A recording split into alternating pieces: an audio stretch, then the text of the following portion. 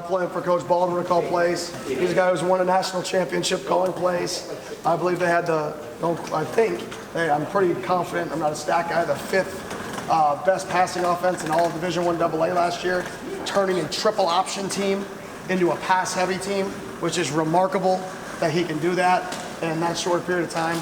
We are going to run the offense that I've run in the past. We are going to run what we run, but I truly don't believe the play caller on game day. I mean, I think that's a small piece in a big puzzle of being a head coach. But we are going to run the same thing I ran last year, right? We're going to collaborate a little bit, right? We're going to add a little bit of his passing concepts. We just hired a coach. I don't know if he's publicly released, so I don't want to comment, but he's a guy who has knowledge from the NFL with some really good play action, half roll shot stuff that we're going to add to it. So just like I did at my last school, I got there, I got a good group of people around me. We sat down and we built an offense from the ground up. With my foundation of what I believe in it should look like, we built it from the ground up. And we're going to sit down again with the foundation that I believe in, and we're going to build it from the ground up again.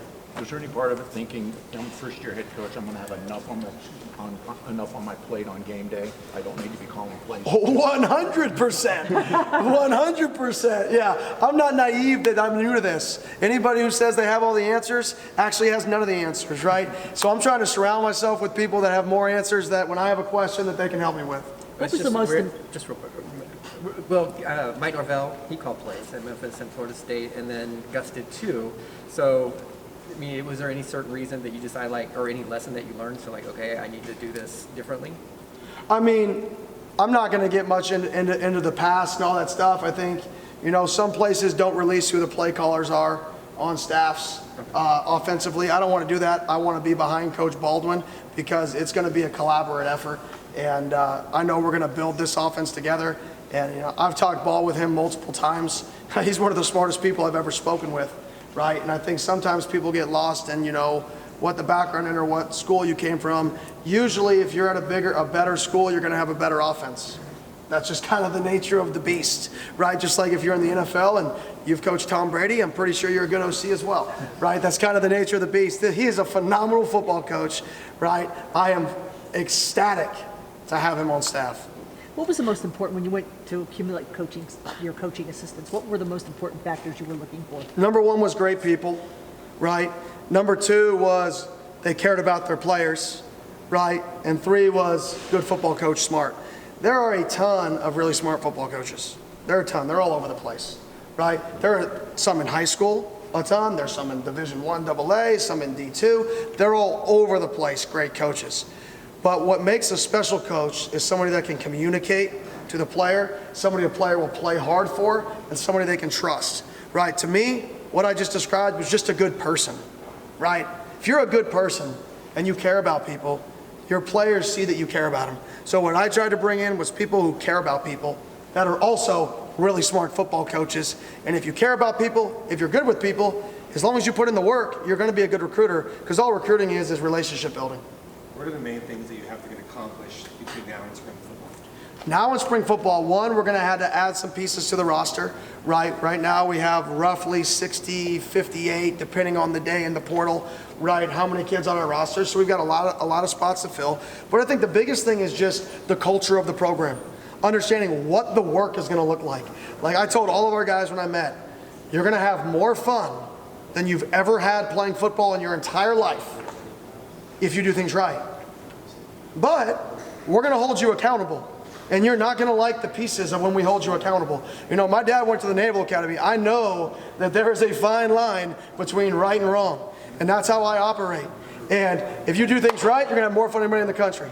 If you do things wrong, right, you're probably not going to like me the first few times until we start doing things right.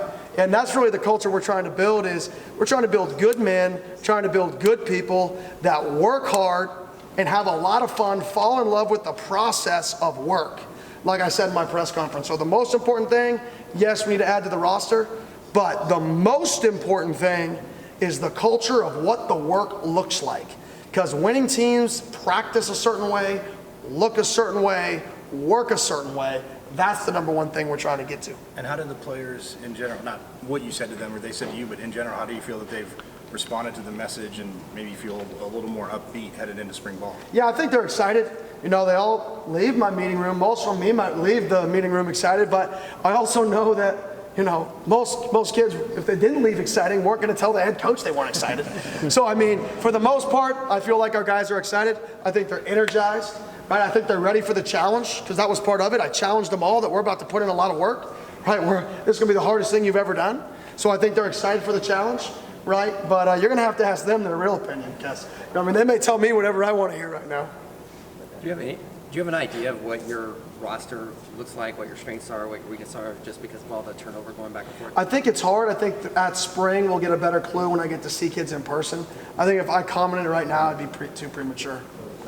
A lot of your message these first couple weeks has been activating the Valley, getting everybody together. A lot of your previous stops have been college towns where game day is the focus. How do you get Sun Devil Stadium the focus of everybody's Saturday? I think excitement. That's it, excitement. Make it fun to come to a game. Like I grew up, like I said, I grew up tailgating, and little kids used to be around dodging cars, throwing footballs, right? And that was the thing to do on Saturday. Yeah, was it before the town got bigger and bigger and bigger? Right? The Outlaws were here. I don't know if many people know who the Outlaws are, but the Outlaws were in town before the Arizona Cardinals, right? And they played right here. And I used to come watch the Outlaws. I used to come watch the Sun Devils, right? Can we create that environment back, that this is the thing to do on a Saturday? And that's on me to make it exciting again. That's on me to connect the Valley to where they feel connected to this place, that on Saturday they want to go support our players. Working with Sean, how has that process gone? You know, a guy who's obviously been here for the last couple of years, but how has he helped kind of you in your onboarding process? Oh, unbelievable. A guy who knows, you know, the strengths, knows the weaknesses. He's done a remarkable job helping me, even with the recruiting board, with the current roster. I mean, he's just been a blessing to me. I mean, he escalated our process by months. What's that dynamic like between you two? I mean, obviously he's a guy who's at the head job for, 9-10 weeks or so, and then just, staying on staff. What's that dynamic like? Oh, it's phenomenal. He's a great person. And I think that's the key is, I said it earlier, I want great people on our staff. That's the number one priority for this staff was great people. I want people to drop their kids off here and say, man, these people are going to help my kids in life. If they have an issue, they're going to be able to come up to my coach's office. They're going to be able to do these things, and my kid is taken care of. And I think Sean is, the definition of that. So I have just honor and a privilege that I get to work alongside of him. How do you approach a new coach addressing a team? We've seen recently a case where, say, hey, I'm bringing my luggage. If you don't like it, go to the portal. How did you handle that? Yeah, for me, it's about building relationships. I think every time a new coach comes in, it's a fresh start for guys. I think, kids make mistakes in their lives. That's part of being an 18 to 22-year-old, right? I think it's our job as coaches to help kids achieve their dreams. I really do believe that, right? It's our job to give them a chance, right? And to me, every kid on this team is a fresh start.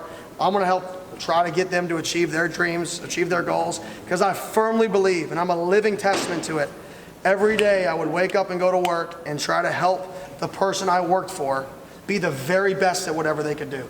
Because I knew if this person becomes the very best at what he's doing, he's going to have an opportunity to progress, and that helps me to have an opportunity to progress. I believe the same thing with our players. If I can do everything I can to help our players achieve the things they want to achieve, it's going to help me keep my dream going for the next 35 years. Because if they achieve their goals, they're going to help me achieve mine. And I think that's our number one job as a coach, is to help our guys achieve what they want to achieve in life. Kenny, how do you overcome in recruiting this pending NCAA investigation and whatever the sanctions might be? Yeah, to me, I think for us, it's focusing on the things we can focus on. And what we can focus on is bringing good kids into the program, bringing kids that want to work into the program, bringing kids that are talented into the program, right? Bringing kids, from the Valley back to the program, right? And I think for us, that's what we're focused on. The last pillar in this program is success. And we define that as just being the very best you can be at whatever you're currently doing. So the only thing I can control right now is being the very best at what I'm doing right now. And that's what I'm trying to be. I'm trying to be the very best interview any of y'all have ever had right now. Kenny, I know it varies from position group to position group, but what is the general archetype of the transfer portal player that you're trying to bring in here? One, good kid that works hard, that's driven. That's number one. When you look at the success I've been blessed to be at some places that have rebuilt programs through the portal or added a lot of pieces that were necessary through the portal, right? And I think those traits were the most important traits. Good kids who loved ball, who just wanted to work. And sometimes, like I said, kids need second chances. And sometimes for us, a clean slate is all a kid needs to be successful. And there's a kid, a former player of mine is the definition of that, where he just needed another chance. And he got that other chance with a new staff. And the rest is history. His success level will probably be a first-round draft pick now, just because he got a fresh start. What led you to your defensive coordinator? I played him. It was pretty simple. I played him, and I watch on Wednesday nights, I watch third downs. And I don't think I went home until about 4 a.m. on Wednesday night because it was an absolute pain in the butt to go verse. You're talking about pressure. I mean, he has 7 dudes walked up on the line of scrimmage on 3rd and 6+. He brings house blitz. He brings zero blitz. He drops them out. On base downs, he rushes 6. He'll simulate pressure. He'll bring internal pressure, drop out. If you look at the TFL, if you study what I believe in defense is chaos rate. Do you create chaos to an offense? Don't let an offense create comfort, chaos. His chaos rate, when you watch the tape, it's like every 3 to 4 plays, chaos is occurring, right? And he does it sound. And I think that's the challenge is, can you create chaos sound? And if I'm a player and I watch his tape, I'm like, dang, I want to play in that because I want to be the dude who creates chaos. So for me, I don't want to play him, and I know if I were a player, I'd want to play in it. There's been a lot of frustration, guys. Okay, I've asked enough. Does anyone else have? In terms of the Sun Devil Walk in Camp T, can fans expect that to come back this year? I don't know yet. I believe in Camp T. I don't know what that's going to look like. Just me being born and raised here. I'm a huge Camp T guy. Sun Devil Walk. I'm gonna explore different things that we can do. Like I say, I want this game day atmosphere to be fun and exciting for our fans. So I'm still looking into different things that we can do that could try to make this an experience for people to get out of bed and come have a phenomenal weekend, come have a phenomenal Saturday watching your Sun Devils, and then hop over and watch the Arizona Cardinals, right? Let's make it a back-to-back football weekend for the Valley.